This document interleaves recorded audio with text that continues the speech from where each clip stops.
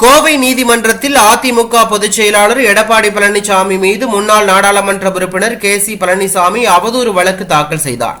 நடந்து முடிந்த 2024 நாடாளுமன்ற மக்களவைத் தேர்தலிலும் அதிமுக படுதோல்வியை சந்தித்துள்ளது. இந்த தோல்விக்கு முக்கிய காரணம் அதிமுக பல அணிகளாக பிரிந்திருப்பதுதான் என கூறப்படும் நிலையில் மீண்டும் அதிமுகவை ஒன்றிணைக்க OPS ஆதரவாளர்களான புகழேந்தி, JCD பிரபாகர் மற்றும் எந்த அணியும் சாராத KC பழனிசாமி ஆகியோர் அடங்கிய ஒருங்கிணைப்பு குழுவை உருவாக்கி சசிகலா, தினகரன் உள்ளிட்டோருடன் பேச்சுவார்த்தை மேற்கொள்ள முயற்சிக்க வேண்டும் என்று வருகிறார்கள்.